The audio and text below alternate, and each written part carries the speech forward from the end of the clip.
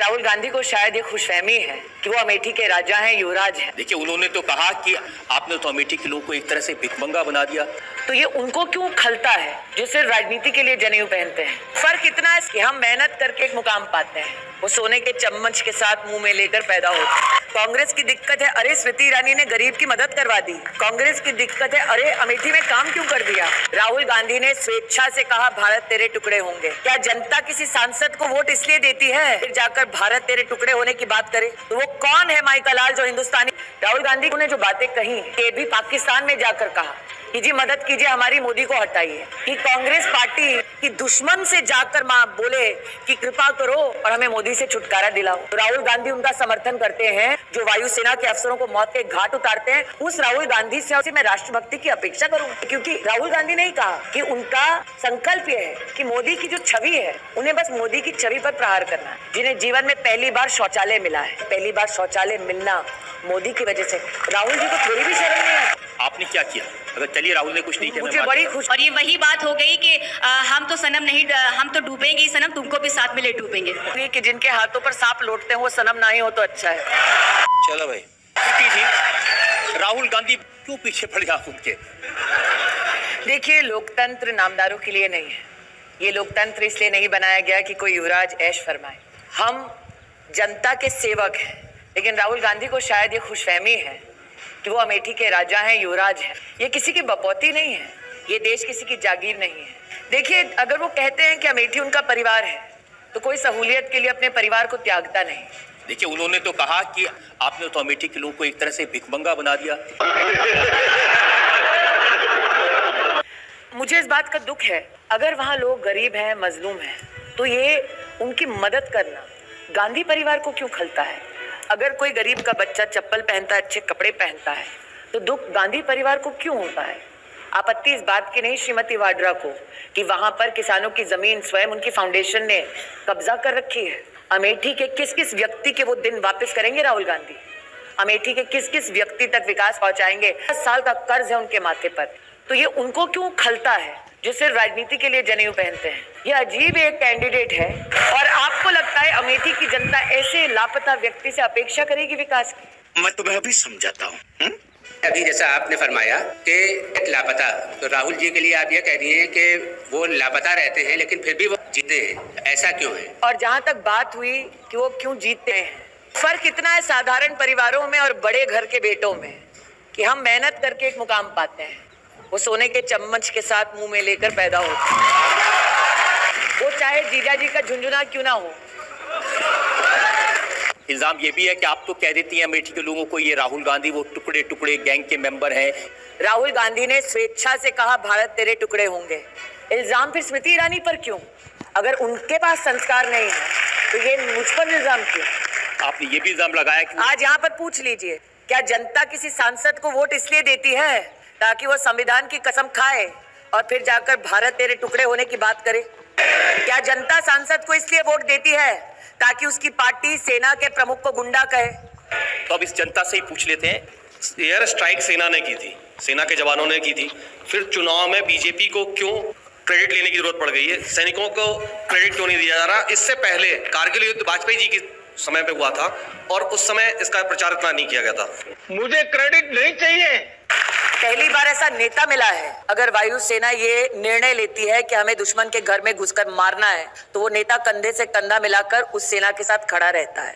26/11 का जब आतंकी हमला हुआ मुंबई में, आपने सेना के कई प्रतिनिधियों को सुना होगा हर चैनल पर। उन्होंने कहा तब की सरकार को हमने कहा था कि पाकिस्तान को मुंह तोड़ जवाब देने का ये वक्त है, हमें क्षमता है, हमें दुश्मन के घर में घुसकर मारने की अनुमति दें। लेकिन तब की कांग्रेस पार्टी की सरकार ने हमारी सेना को ये अनुमति नहीं दी। तो ऐसी क्या व्यवस्था थी कांग्रेस पार्टी की कि उन्होंने 26/11 के वक्त जो खून बहा हिंदुस्तानियों का सड़कों पर, उस खून का बदला लेने से इनकार कर दिया? सवाल ये उठता है, अगर मेरी सेना दुश्मन के घर में घुसकर आतंकी कैंपों को ढेर करती है तो वो कौन है माइका लाल जो हिंदुस्तानी को मना करे अपनी सेना पर गर्व करने के लिए? मैं सच कहती हूँ रजत जी, राहुल गांधी ने जो बातें कही, हाँ लोग मरते रहते हैं। राहुल गांधी ने ये कहा कि हाँ कुछ हिंदुस्तानी मरते हैं, उसमें इतना उत्तेजित होने की क्या बात है? और मात्र ये नहीं कहा, राहुल गांधी के तो एक नेता ने ये भी पाकिस्तान में जाकर कहा कि जी मदद कीजिए, हमारी मोदी को हटाइए। इस प्रकार की राजनीति भारत के इतिहास में कभी किसी ने देखी? झूठ बोलो, बार बार झूठ बोलो, जो भी बोल सकते हैं सब झूठ बोलो।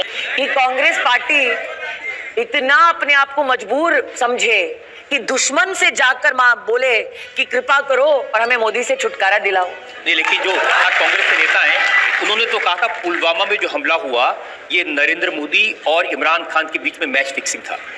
जब कांग्रेस पार्टी का अध्यक्ष खुद भारत के टुकड़े होने की बात करे तो चेले चपाटे इस प्रकार की बातें तो करेंगे ही। मुझे लगता है राहुल गांधी का राजनीतिक संस्कार इस बात से प्रदर्शित होता है। तो राहुल गांधी उनका समर्थन करते हैं जो कश्मीरी पंडितों का खून बहाते हैं, जो वायुसेना के अफसरों को मौत के घाट उतारते हैं। उस राहुल गांधी से और उसकी पार्टी से मैं राष्ट्रभक्ति की अपेक्षा करूं, ये संभव ही नहीं था।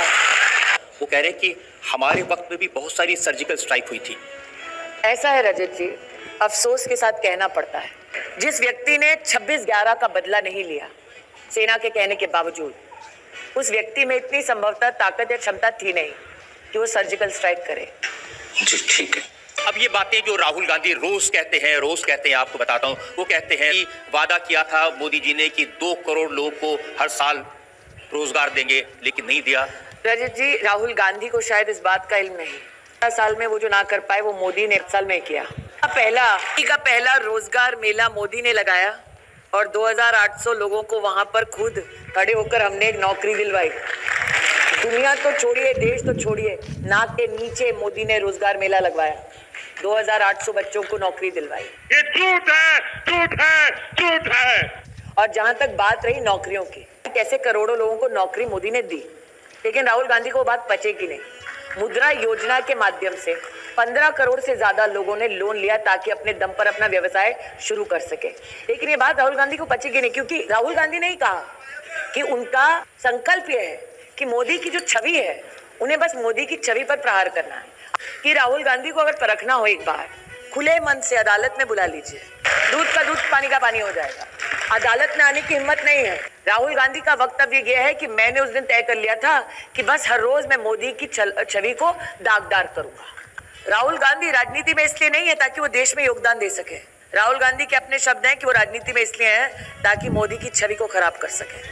वो जो शब्द बोला ना अभी किसी ने, देखिए अब वो एक गेम चेंजर स्कीम लेकर के आया है। हाँ, मैं उसके बारे में बोलना चाहती हूँ। शायद पहली बार ऐसा हुआ है कि कांग्रेस के अध्यक्ष ने स्वीकार किया कि हमने 70 साल अन्याय किया है, क्योंकि कहते हैं अब न्याय होगा, अब न्याय देंगे। हाँ, मतलब राहुल गांधी ने कहा है कि मेरी दादी ने अन्याय किया, मेरे पिताजी ने अन्याय किया, मेरी पूरी पार्टी ने अन्याय किया, मैं न्याय करूंगा। मनमोहन सिंह ने भी अन्याय किया, ये उन्होंने कहा। लेकिन मैं सावधान करना चाहती हूँ जनता को, उन्होंने फर्जी फॉर्म भरवाए लोगों से, गरीबों से, कहा अपनी बैंक की डिटेल दे दो। ये वो व्यक्ति है जो इलेक्शन के वादे में भी फर्जीवाड़ करता है। सोचिए, वादों में भी जो झूठ करे, आप सोचिए उस पार्टी का, उस नेता का क्या हाल होगा। मतलब अब तो ये हाल है, बहुत कंफ्यूज है वो। स्मृति जी, वो ये कह रहे हैं कि इस सब मोदी से डरते हैं, सीबीआई से, ईडी से डरते हैं। मैं नहीं डरता किसी से, और मैं मोदी से नहीं डरता। स्कीम लाए हैं उन्होंने, अपनी प्लान पूरा बनाया है, बहुत सारे प्लान नहीं बनाया, क्योंकि जब उनसे पूछा जाता है स्कीम का पैसा आएगा कहाँ, तो उनके गुरुजी जो है वो कहते हैं कि भाई मध्यम वर्गीय परिवारों पे हम 70% टैक्स बढ़ा देंगे। नहीं, वो तो ये कह रही है। राहुल गांधी कहते हैं, एक सेकेंड, गुरुजी तो मध्यम वर्गीय परिवार पे टैक्स बढ़ाएंगे, मैं जितने उद्योगपति उनका पैसा लूट लूंगा। बोलने दे, तकलीफ हुआ है बेचारे को, बोल। मतलब लूट के सिवा, चाहे तो वो मध्यम वर्गीय परिवार हो या कोई निवेशक हो, उनके पास और कोई प्लान नहीं। वो कह रहे थे कि जो विजय माल्या, नीरव मोदी, मेहुल चौकसी, ये सब जो जीजा जी से तो पहले जमीन वापस करवा दें, बाकियों की बाद में देखी जाएगी। तो आप इल्जाम बीजेपी पे कैसे लगा सकते हैं? बीजेपी पे क्यों इल्जाम मरते हैं वो? अब ये तो सारी बात तो अमेठी में खड़े होके कहते हैं। अरे भाई साहब, अमेठी आते नहीं है, खड़े कहाँ से होके कहेंगे? अब ये राहुल गांधी कह रहे हैं कि उन्होंने इतने सारे काम किए, लेकिन आप उसका श्रेय ले रही हैं। कौन सा काम? एक वीडियो क्लिप है, मेरी बात ना माने, अमेठी के बच्चे पूछ रहे थे राहुल गांधी से स्कूल में कि हमें कुछ विकास का कार्य चाहिए। उन्होंने कहा मैं कुछ नहीं कर सकता, मोदी की सरकार है। उन्होंने कहा नहीं हमें अमेठी में चाहिए। उन्होंने कहा मैं कुछ नहीं कर सकता, यहाँ योगी की सरकार है। वो तो ट्विटर पर लिख रहे हैं कि राइफल फैक्ट्री का उद्घाटन शिलान्यास उन्होंने मैं चाहती हूँ कि आप मेरा जवाब, रजत जी, उनका बहुत बड़ा शिलान्यास उन्होंने किया। हाँ, शिलान्यास वाला शौक है उनका, शिलान्यास वाला शौक है। शिलान्यास करे वो, फीता काटे वो, फोटो खींचे वो, काम करे मोदी, ये सच है। आप राहुल गांधी से पूछिए अगर उनमें हिम्मत है। ठीक है, पहला पासपोर्ट सेंटर पता आपने किसे बनाया? आज और नरेंद्र मोदी ने। आज में 2 लाख परिवार ऐसे हैं, 2,80,000 से ज्यादा, जिन्हें जीवन में पहली बार शौचालय मिला है। वाह मोदी जी, वाह वाह।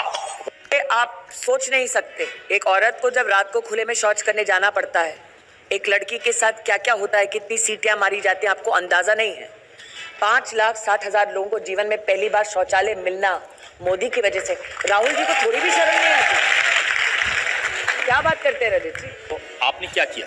अगर चलिए राहुल ने कुछ नहीं किया, मुझे बड़ी खुशी है कि मैं जीती नहीं, लेकिन अपेक्षा आपको मुझसे है।